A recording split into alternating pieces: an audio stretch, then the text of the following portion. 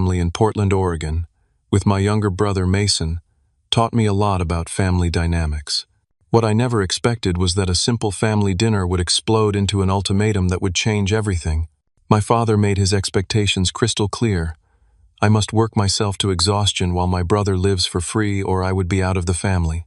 Before I tell you how I walked away from my family and what happened after, let me know where you are watching from, and hit that like button if you have ever had to stand up for yourself against unfair treatment. Growing up in Portland was mostly a positive experience. My father, Richard Montgomery, was the embodiment of the American dream. He started his construction business with just a pickup truck, a toolbox, and a relentless work ethic that became the cornerstone of our family values. Montgomery Construction grew from a one-man operation into a respected local company that employed 20 people by the time I was in high school. My mother, Eleanor, had been a dedicated nurse when she met my father. After Mason was born, she made the decision to become a stay-at-home mom. She poured her heart into raising us and supporting my father as he built his business. Our home was modest but comfortable, and the message was always clear: hard work, responsibility, and family loyalty were everything. Mason and I were only 3 years apart, and in our early childhood we were inseparable. I have fond memories of building forts in the backyard, riding bikes through the neighborhood, and defending each other from playground bullies. But as we entered our teenage years, the differences between us became more pronounced. I was always the more serious one. School came naturally to me, and I threw myself into academics and sports with the same intensity I saw in my father at work. By 16, I was captain of the debate team, maintained a 4.0 GPA, and played varsity baseball. My father would proudly introduce me to his business associates, saying, "This is my son Baxter.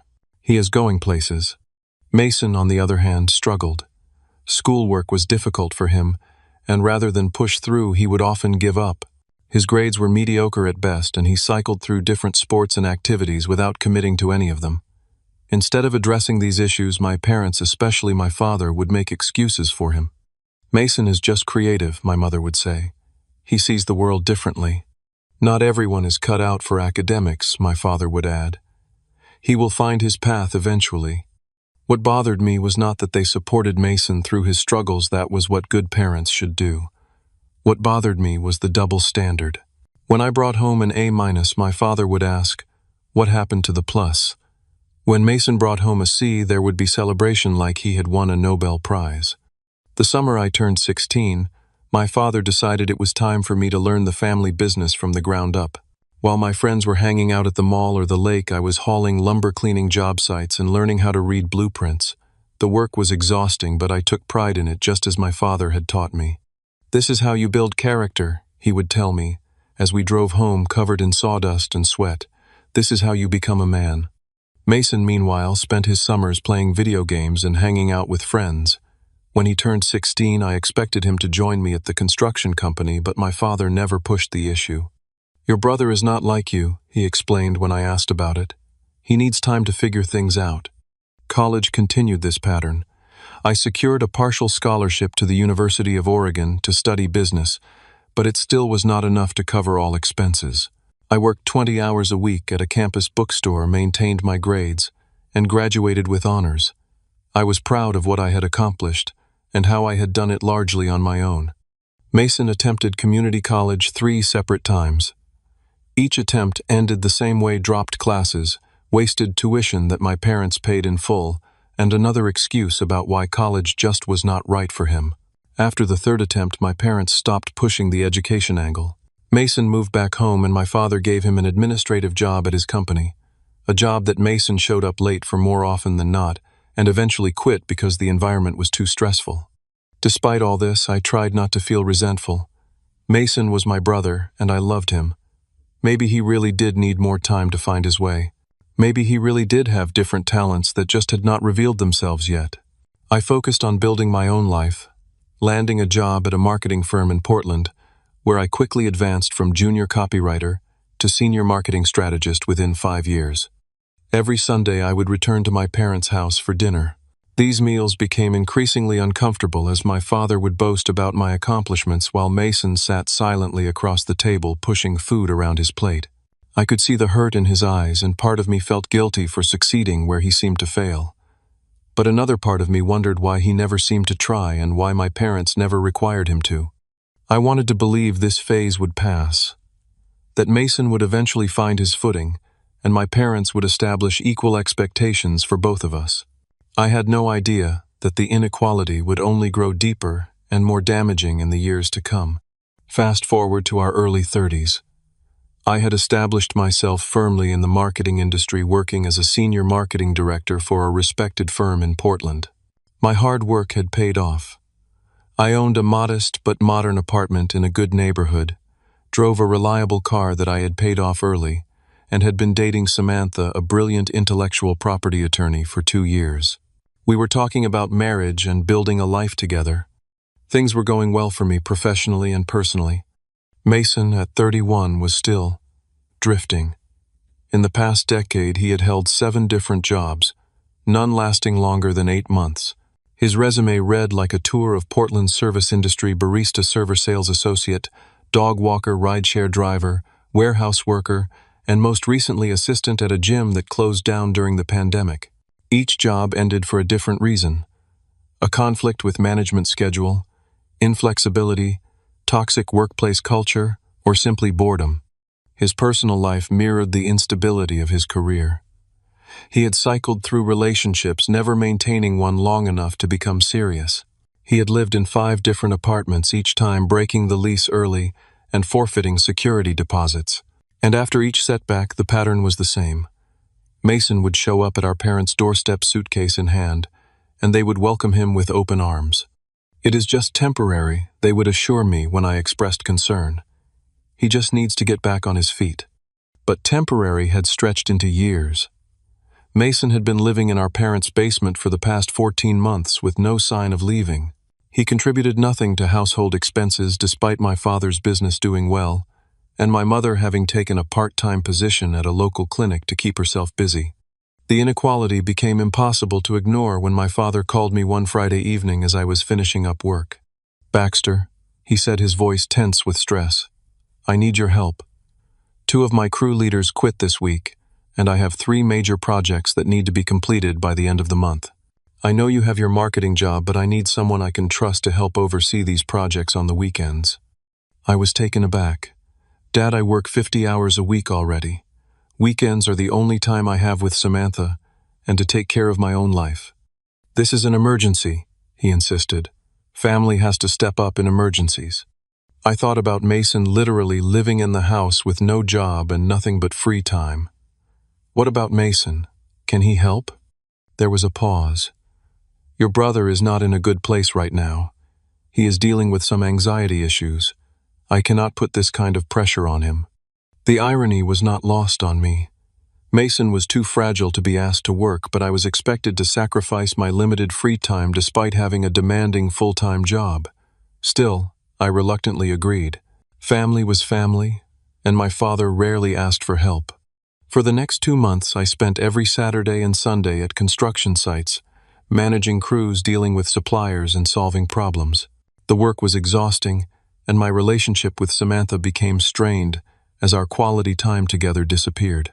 Meanwhile, Mason spent his days playing video games in the basement or going out with friends who somehow never helped him find employment. One Sunday evening, after a particularly grueling day solving a major issue with a concrete pour, I arrived at my parents' house for the weekly family dinner. I was exhausted, my back aching from being on my feet for 12 hours. As I walked in, I found Mason lounging on the couch, controller in hand, the same place he had been when I left that morning. "Rough day?" he asked casually, not even pausing his game. I bit my tongue and headed to the kitchen where my mother was preparing dinner. "Mason has been in the same spot all day," I observed quietly. My mother gave me a look of warning. "He applied for a job online yesterday. He is trying Baxter." "One job application. Wow." The sarcasm slipped out before I could stop it. "Not everyone is like you," she said, a familiar refrain. "Mason struggles with motivation. The more we push, the more he pulls away."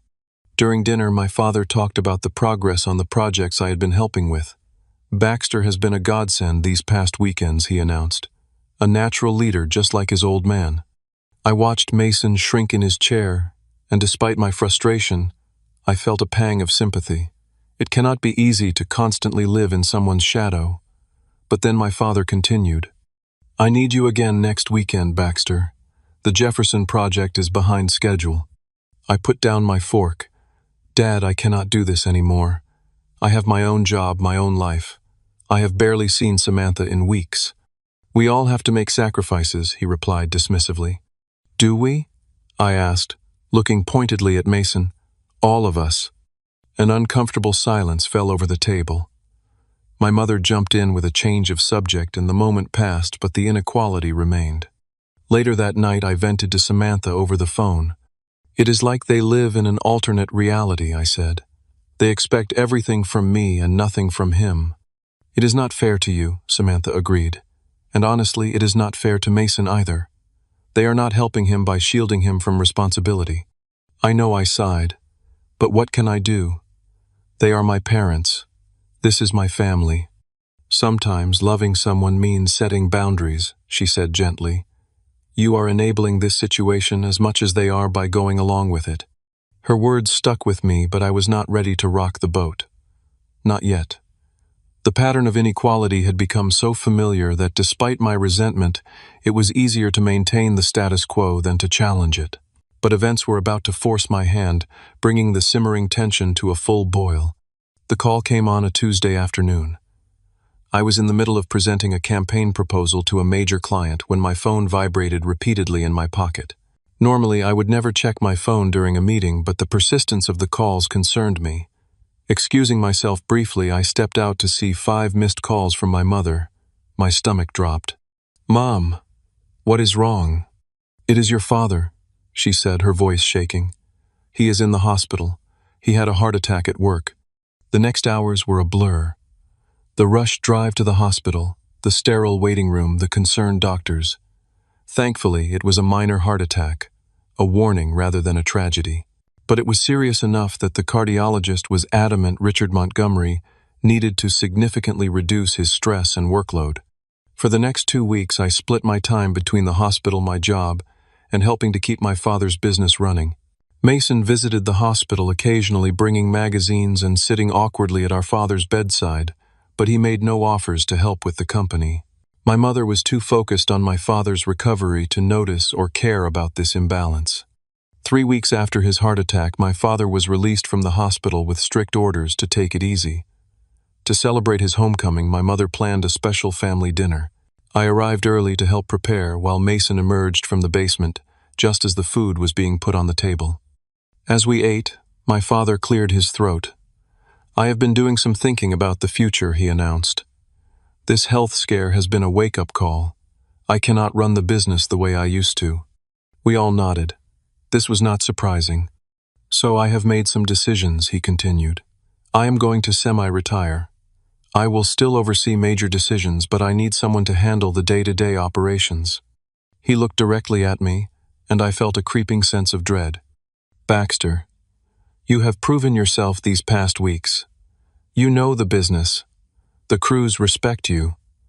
I need you to step up and take over the operational side of Montgomery Construction. I put down my fork slowly. Dad, I have a career, a good one. I cannot just abandon it to run your business. Not abandon, he corrected. You can do both.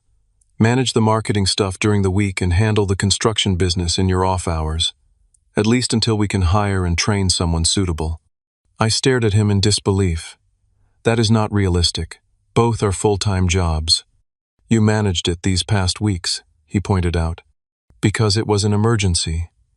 That is different from a permanent arrangement. My father's expression hardened.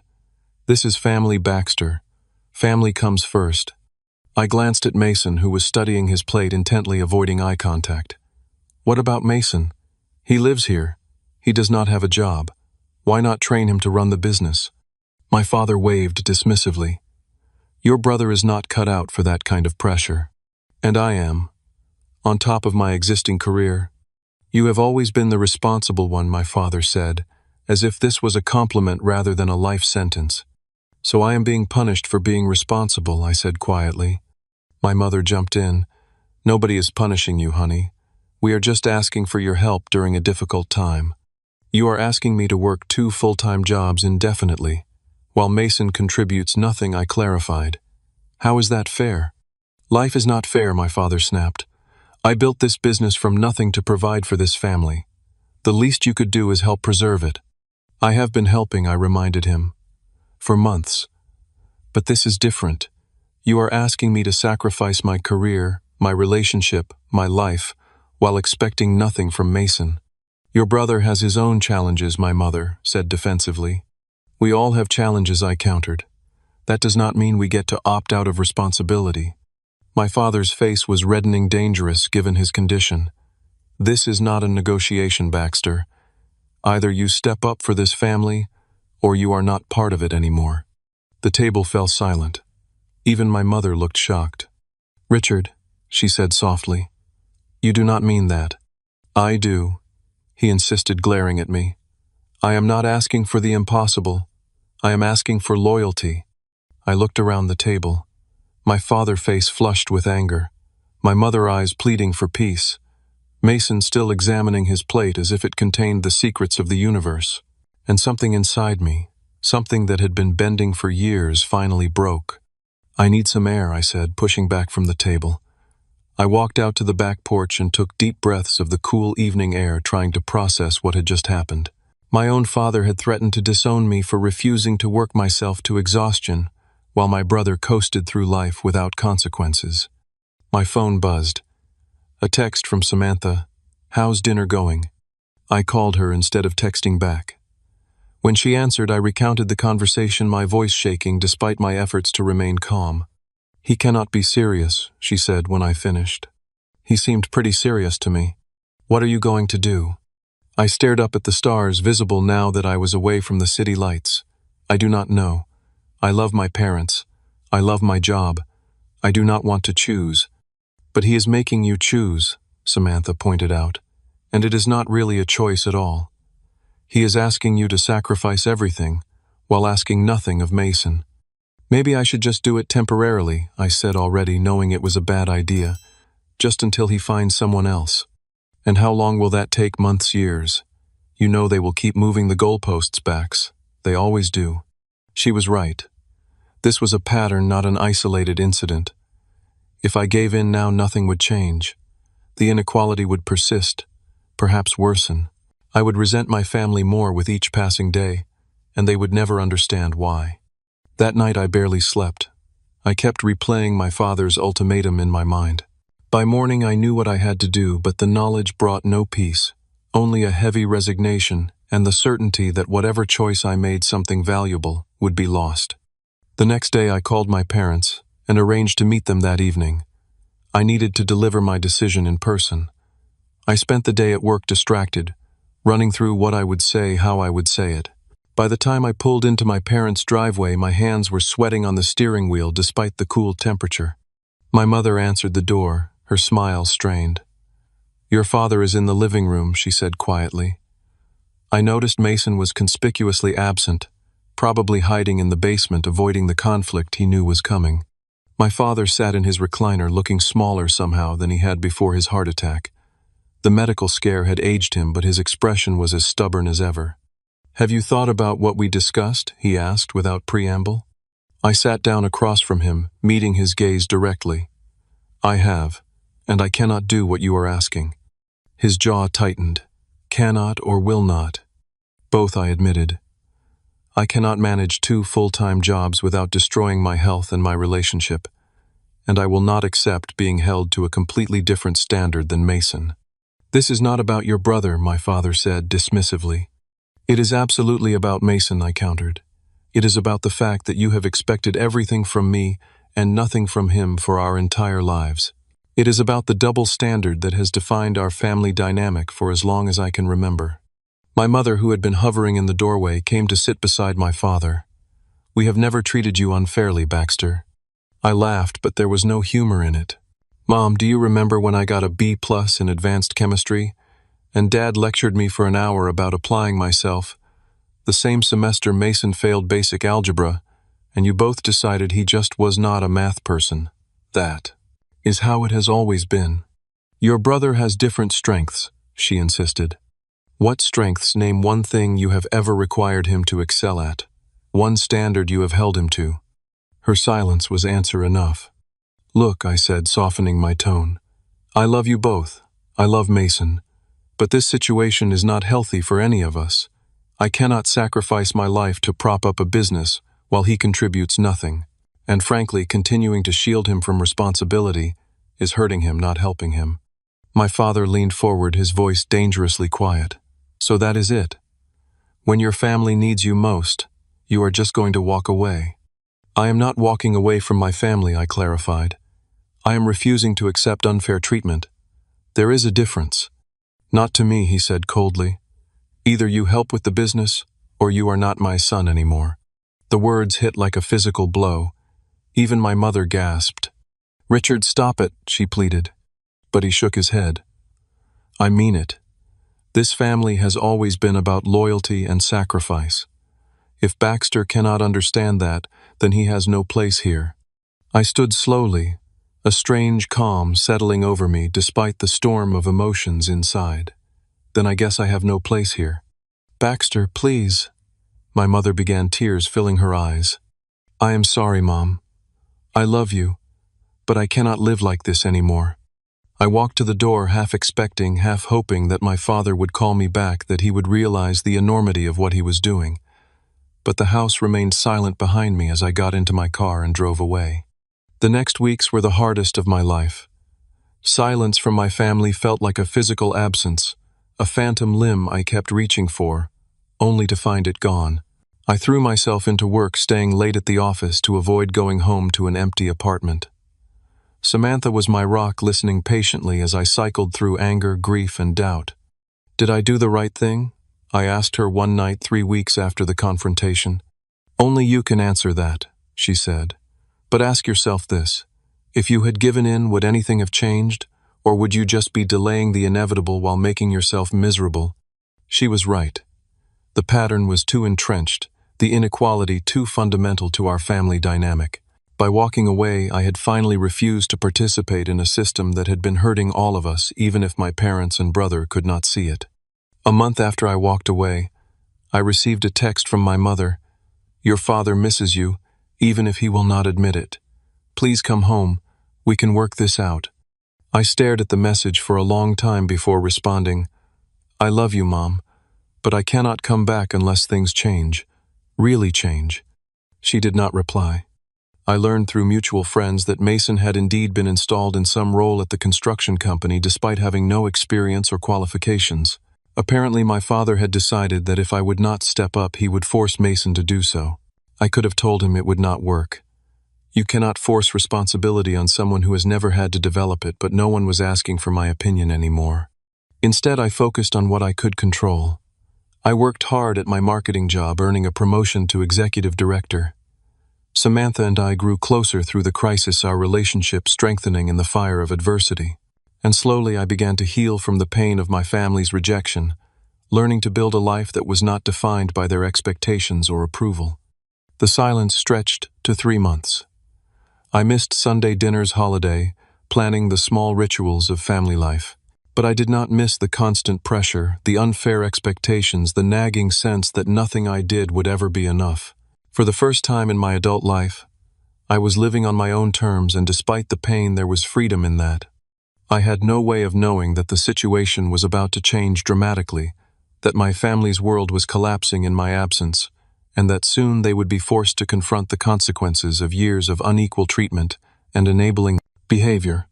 3 months and 2 weeks after I walked away from my family, my phone rang with a number I did not recognize.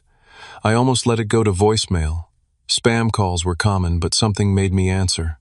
Baxter Montgomery. The voice was familiar but unexpected. Yes, who is this? It is Harold Wilson, your father's business partner. Harold had been with my father nearly from the beginning of Montgomery Construction. A master carpenter with a head for numbers, he had helped turn my father's one-man operation into a legitimate business. I had always respected him. Harold, it has been a while. How are you? Not good, son. Not good at all. His voice was heavy with worry. I am calling because the business is in serious trouble. My heart sank despite everything. What kind of trouble? Every kind. Projects behind schedule. Clients threatening to sue. Bills piling up. Your brother. He stopped abruptly. My brother? What? Harold sighed deeply. Look, I do not want to speak ill of your family, but Mason has been making decisions that are questionable at best. Your father put him in charge of operations, but the boy has no experience, no knowledge, and frankly no work ethic. I closed my eyes unsurprised, but still disappointed. Why are you telling me this, Harold? Because your father will not listen to me. He is convinced Mason just needs time to find his footing. Meanwhile, the business your father spent 30 years building is circling the drain. We have lost 3 major clients in the past month alone. I am sorry to hear that, I said sincerely. But what do you expect me to do? My father made it clear I am not welcome, unless I agree to his terms. I know about your falling out, Harold admitted. And I am not asking you to come back on his terms. But this company supports 15 families, Baxter. Good people who have been loyal to your father for years. They do not deserve to lose their livelihoods because of family drama. His words hit home. I had worked alongside many of these people during my summers at the company. They were hard-working, decent folks who had nothing to do with my family's dysfunction. What exactly are you suggesting? I asked cautiously. Talk to your father. Make him see reason. Mason is running this company into the ground, and Richard is too stubborn to admit he made a mistake. You are the only one he might listen to. I laughed bitterly. The last time I tried to talk sense into my father, he disowned me. Then do it for the people who will lose their jobs when this company folds. Because that is where we are headed, Baxter. Another few months of this and Montgomery Construction will be nothing but a memory. After hanging up, I sat in my office staring out the window at the Portland skyline. Part of me, the hurt, angry part, thought this was fitting. My father had made his choice, chosen Mason over me, and now he was facing the consequences. But another part of me ached at the thought of my father's life's work crumbling, of good people losing their jobs because of my family's dysfunction. I called Samantha and told her about the conversation. What are you thinking of doing? She asked when I finished. Nothing, I said firmly. This is not my problem to solve. My father made it very clear where I stand. Are you sure that is the right call? What would you have me do? Go crawling back. Let him win. This is not about winning or losing, Bax, she said gently. This is about 15 families who might lose their income because your father and brother are too stubborn or incapable to run the business properly. So I should sacrifice myself to save them. That is not fair either. No one said anything about sacrifice. But maybe there is a middle ground. A way to help without compromising your boundaries. I considered her words. Maybe. But I need to think about it. In the following weeks, I heard more reports about Montgomery Construction's decline. A colleague mentioned seeing equipment being repossessed from a job site. Another told me about a mutual acquaintance who had hired the company for a renovation, only to fire them halfway through due to delays and shoddy workmanship. The business my father had built with sweat and determination was disintegrating before everyone's eyes. Then, on a rainy Sunday afternoon, there was a knock at my apartment door. When I opened it, I found my mother standing there, soaked from the rain, looking exhausted and worried. Mom, I said, surprised. Come in. Let me get you a towel. She stepped inside hesitantly, as if unsure of her welcome. I handed her a towel and made her a cup of tea while she dried off. Your place is nice, she said, looking around. Very clean. Thanks. I sat across from her. What brings you here, Mom? She cupped her hands around the mug, avoiding my eyes. I miss you, Baxter. We all do. Even Dad. She gave a small, sad smile. Your father is complicated. He misses you but will not admit it. His pride will not let him. And Mason, does he miss me too? Her expression clouded. Mason is going through a difficult time. So I have heard. How is the business doing? She flinched slightly. It has been challenging. Your father is still not at full strength after his heart attack, and Mason is learning. From what I hear, the business is falling apart, Mom. Harold called me. Harold should mind his own business, she said sharply, then immediately looked contrite. I am sorry. Things have been stressful. I can imagine. I leaned forward. Mom, why are you really here? She fidgeted with her mug. I told you. I miss you. And nothing. Can a mother not visit her son without an ulterior motive? Normally, yes, but given how things ended and the current situation, I find it hard to believe you just happened to stop by. Tears filled her eyes. Everything is such a mess, Baxter. The business is struggling. Your father is stressed, which is terrible for his heart. Mason is. Mason is not handling the pressure well. What does that mean? She hesitated. He has been making some questionable decisions, buying new equipment we cannot afford, hiring friends who have no construction experience, missing important meetings with clients. Sounds like Mason, I said, unable to keep the bitterness from my voice. He is trying, she insisted the familiar refrain. He just was not prepared for this level of responsibility. No one ever prepared him for any level of responsibility, Mom. That is the problem. She looked down, unable to refute this truth. Your father would never admit this, but we need your help, Baxter. The business is everything to him, if it fails. And there it was, the real reason for her visit. Not because they missed me or recognized the unfairness of their treatment, but because they needed me to clean up the mess they had created. I cannot fix this, Mom, I said gently, even if I wanted to. You could advise. Help guide Mason, just until things stabilize. I shook my head. Dad disowned me. He said I was not his son anymore. And now you want me to come back and rescue the business from the son he chose. How is that fair to me? Life is not always fair, she said, echoing my father's words from that fateful night. No, it is not, I agreed. But I get to choose whether I participate in the unfairness, and I choose not to. She wiped away tears. So you will just let everything your father built collapse? Out of spite. Not spite, Mom. Self-respect. Dad made his choice. Now he has to live with it. So do you. So does Mason.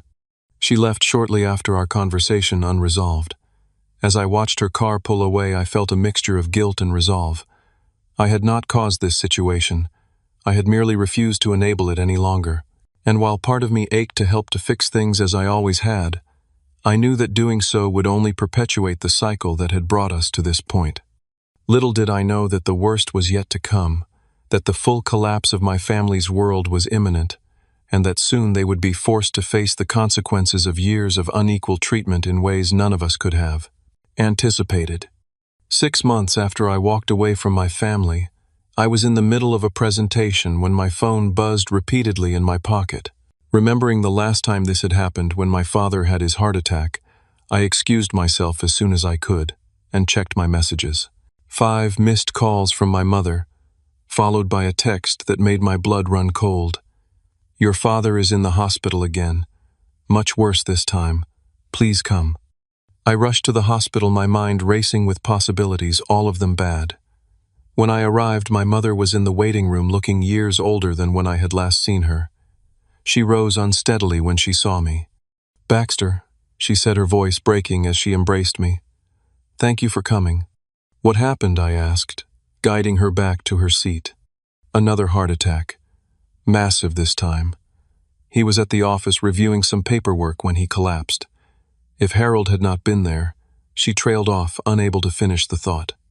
Is he going to be okay? They are not sure yet. He is in surgery now. She gripped my hand. Baxter, there is something else you need to know. The gravity in her voice alarmed me. What is it? The business. It is finished. Your father filed for bankruptcy last week. And Mason. She broke off, covering her face. What about Mason? She looked up, her eyes red-rimmed and hollow. He is gone. He emptied the business accounts 3 days ago and disappeared. Almost $50,000. I sat back, stunned. Even knowing Mason's history of irresponsibility, I had never imagined he would stoop to theft. Have you called the police? She shook her head. Your father refused. He said he would not have his son arrested no matter what he had done. The irony was almost too much to bear.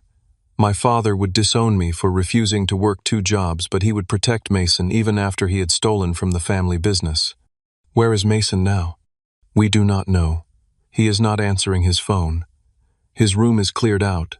She twisted her wedding ring anxiously. I keep thinking he will come back once he realizes what he has done, but we both knew better. Mason had never faced consequences for his actions. Why would he start now? We sat in silence for a while, the magnitude of the situation sinking in. The business was bankrupt. Mason had stolen what little was left and vanished. And now my father was fighting for his life, his dreams in ruins. Hours later, a doctor approached us. "Mrs. Montgomery, your husband is out of surgery. He is stable, but it was a close call. The next 48 hours will be critical." My mother sagged with relief. "Can we see him?" "Briefly. He is heavily sedated." We followed the doctor to the ICU, where my father lay connected to various machines, looking frail and vulnerable in a way I had never seen before. My mother went immediately to his side, taking his hand, whispering words of comfort. I hung back, unsure of my place in this moment. To my surprise, my father's eyes fluttered open. He looked first at my mother, then his gaze shifted to me. Recognition dawned, followed by something that looked like shame. "Baxter," he said, his voice barely audible. I stepped closer. "Hey, Dad. Save your strength." He shook his head slightly. "Need to talk. To you." "Later," I said. "When you are stronger." "May not be. A later." His breathing was labored. I was wrong. 3 simple words I had never expected to hear from Richard Montgomery, a man whose stubborn pride had defined him for as long as I could remember. "It is okay, Dad. Just rest now." "No," he insisted. "Need you. To know. Should have listened. Should have. Seen what was happening." A tear slipped from the corner of his eye. I failed. Failed both my sons. My throat tightened. "We can talk about this when you are better." But he continued, determined to say his piece. "Always easier. To push you. Knew you could take it. Mason, I thought I was helping him. I was wrong." The doctor returned, then frowning at my father's agitation. "That is enough for now. Mr. Montgomery needs rest." We were ushered out, my father's words hanging in the air between us. My mother and I returned to the waiting room, both lost in our thoughts. "He has been like that since the bankruptcy," she said finally, filled with regret, seeing things clearly for the first time. "It should not have taken all this," I said quietly. "No," she agreed. "It should not have. We were blind, Baxter. So blind. We thought we were protecting Mason, but we were crippling him. And we took you for granted because you were strong." It was the closest thing to an apology I had received, and I accepted it for what it was. What happens now, with the business bankrupt and the house? "We will lose the house," she confirmed. "The mortgage was refinanced to prop up the business. We cannot make the payments." "Where will you go?" "I do not know." She looked defeated. "We have a little savings. Enough for a small apartment, maybe. And Mason." She shook her head. "I do not know that either. If he comes back, things will be different. They have to be." Over the next few days, as my father's condition stabilized, the full extent of the disaster became clear. Montgomery Construction was beyond saving. 30 years of my father's life gone. The family home would be foreclosed upon, and my parents, who had once seemed invincible to me, were broken, their illusions shattered. A week after his admission, my father was strong enough for a longer conversation. I sat beside his hospital bed, the two of us alone for the first time since our confrontation 6 months earlier. "The doctors say you are improving," I said. He nodded weakly. "Physically, maybe. That is what matters right now." "No," he disagreed. "What matters is that I fix what I can while I still have time." He took a labored breath. "I was wrong, Baxter. About everything. The way I treated you. The way I favored Mason. All of it." I had waited years to hear these words, but now that they had come, I found no satisfaction in them. "It is water under the bridge, Dad. I need to say this." He reached for my hand, his grip surprisingly strong. "I always leaned on you because I knew you could handle it. I thought I was preparing you for life. But with Mason, I made excuses, lowered the bar. Told myself I was being understanding, but really I was just taking the easy way out. Why, I asked the question that had haunted me for years." He was quiet for a moment. Mason reminded me of my younger brother. Same struggles in school, same lack of direction. My parents were hard on him, and he did not make it. Drugs. Suicide at 22. He swallowed hard. I swore I would not make the same mistake with my sons. Instead, I made a different one. The revelation stunned me. I had never known about this uncle, this family tragedy that had shaped my father's parenting in ways none of us understood. I overcompensated, he continued, protected Mason too much, expected too much from you. And now look at us. Business gone, house gone, Mason gone. His eyes filled with tears. I failed everyone. Not everyone, I said softly. I am still here. He gripped my hand tighter. After how I treated you, why? Because you are my father. Despite everything, I do not deserve your forgiveness. Maybe not, I agreed. But families are not about what we deserve. They are about what we choose. And I choose to be here now. In that moment, something shifted between us. Not a complete healing that would take much longer, but a beginning. An acknowledgement of wrongs done, and a tentative step towards something new. As my father recovered, we had many such conversations. Painful, honest talks about the patterns that had damaged our family. My mother joined some of these discussions, adding her own regrets and realizations. For the first time, we were seeing each other clearly without the distortions of favoritism and enabling that had defined us for so long. Meanwhile, the practical consequences of the collapse continued to unfold. My parents sold their few remaining assets to pay down debts. They found a small 2-bedroom apartment that they could afford on my mother's part-time salary and what little they had saved. The transition was humbling for them, especially my father, who had once been a respected business owner in the community. And then, almost 2 months after his disappearance, Mason returned. Not triumphantly, but broken and broke, having burned through the stolen money with nothing to show for it. He showed up at my apartment knowing he could no longer go to our parents' house, because it was no longer theirs. I almost did not recognize him at first. He was thinner, haggard, his eyes haunted. I messed up, Bax, he said, his voice cracking. I messed up so bad. For years I had imagined what I would say to Mason if given the chance. All the accusations, all the resentment I had harbored. But looking at him now, I felt only sadness for the man who had never been given the chance to grow up. Yes, you did. I agreed, not sugarcoating it. But now you have a choice. Keep running or face what you have done and try to make it right. How, he asked, desperation in his voice. How do I make this right? One step at a time, I said. Starting with Mom and Dad. The reunion between Mason and our parents was not the tearful, joyous scene it might once have been. There was love, yes, but also anger, disappointment, and hard truths that could no longer be avoided. My father, still recovering but growing stronger, did something I had never seen him do with Mason. He held him accountable. We love you, he told Mason, but what you did was wrong, criminal, and there will be consequences. Mason agreed to repay what he had stolen, though we all knew it would take years. More importantly, he agreed to get a job, a real one, not another temporary position he would abandon at the first sign of difficulty. And for the first time, our parents were united in their insistence that he follow through. The road ahead would be long and difficult. My father's health was permanently compromised. My parents faced financial hardship they had never anticipated in their retirement years. Mason had to learn responsibility decades too late, and I had to learn to trust again, to believe that the changes I was seeing were real and lasting. But amid the ruins of what had been something new was taking shape, a family based on honesty rather than illusion, on equal expectations rather than favoritism, on genuine support rather than enabling. It was painful, this rebirth, but it was also in its way beautiful.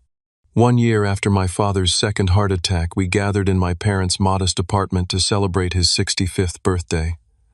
The space was small but warm, filled with the people who mattered most. My father thinner, but more at peace than I had seen him in years. My mother, who had returned to nursing part-time and found renewed purpose in her work. Mason, now 8 months into a steady job as an assistant manager at a local hardware store, the longest he had ever held a position. Samantha, now my fiancée, her quiet strength, a constant reminder of why boundaries matter. and me changed in ways I was still discovering. "A toast," my father said, raising his glass of sparkling cider alcohol now forbidden by his doctors, to second chances. We clinked glasses, the simple gesture carrying the weight of all we had been through. The journey to this moment had been neither quick nor easy. After the bankruptcy and Mason's return, we had faced difficult decisions about how to move forward. The construction business was gone, but there were still clients who respected my father's expertise. I suggested he consider consulting, sharing his knowledge, without the stress of running a company. "I could help you set it up," I offered. "Create a website, develop some marketing materials, low overhead, flexible hours, good for your health." He agreed, and Montgomery Construction Consulting was born. It was a modest enterprise, nothing like the company he had once run, but it provided some income, and more importantly, a sense of purpose for a man who had defined himself by his work. For my part, I had made it clear from the beginning that I would help, but with conditions. "I will not quit my job," I told my father. "I will not sacrifice my relationship with Samantha, and I expect Mason to contribute equally to supporting this family." To my surprise, my father agreed without argument. "You are right," he said. "It is time everyone pulled their weight." And remarkably, everyone did. My mother returned to nursing, her skills still in demand despite her years away from the profession. Mason, after some false starts and one relapse into old patterns, found stability in his hardware store job, where his manager provided the structure and accountability he had always needed. As for me, I used my marketing expertise to help establish my father's consulting business, but I maintained clear boundaries around my time and energy. No more uneven expectations, no more unfair demands. And to my relief, my parents respected these boundaries, perhaps finally understanding the damage their previous approach had caused. The healing was not just practical, but emotional as well. My parents sold their large house using the limited equity to pay down debts and move into an apartment they could afford. The downsizing was difficult for them, a tangible reminder of all they had lost. But it also forced them to confront the reality they had been avoiding, that their enabling of Mason and their unfair expectations of me had contributed to the collapse of everything they had built. Family therapy became a regular part of our lives. At first, Mason resisted, uncomfortable with the accountability and self-reflection it required. But after missing 2 sessions and facing united disappointment from all of us, not just me but our parents as well, he committed to the process. In those sessions, years of dysfunction were gradually untangled. My father spoke of his own childhood, of the brother he had lost, and the fear that had driven him to protect Mason at all costs. My mother acknowledged her role in maintaining the unequal dynamic between her sons.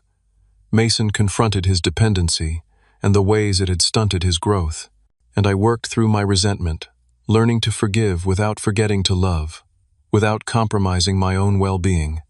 "Families are systems," our therapist explained. "When one part changes, the whole system must adapt."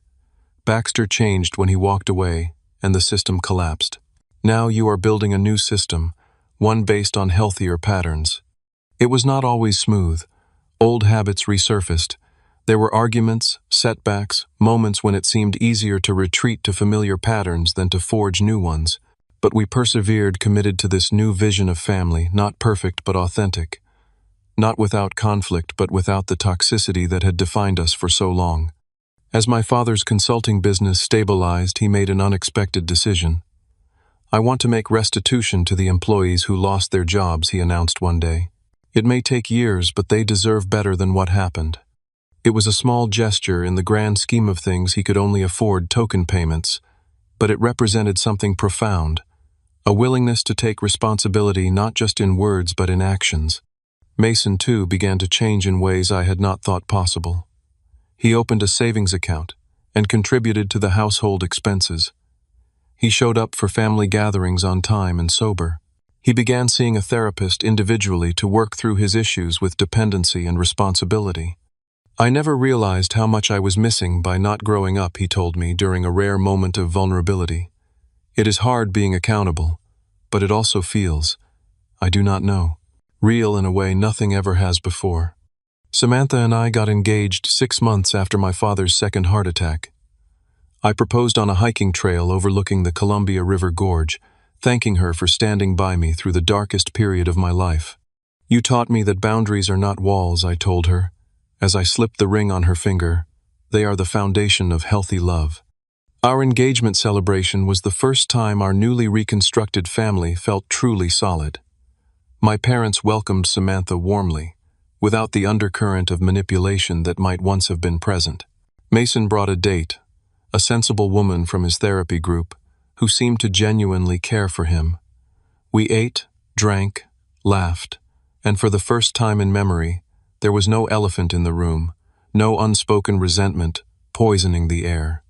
Now, a year after the collapse, we were different people in many ways. My father, once defined by his pride and stubbornness, had learned humility. My mother, once an enabler, had found her voice. Mason, once perpetually adolescent, was slowly growing into adulthood. And I, once defined by my resentment and need for approval, had discovered that walking away had ultimately been the most loving thing I could have done for all of us. I have been thinking, my father said after the birthday cake had been served, about what I want my legacy to be. It is not the business. It is not even the consulting. It is this. This family, broken, rebuilt stronger at the seams. He looked around the small living room at the faces of those he loved. I spent so many years focused on the wrong things. Achievement, status.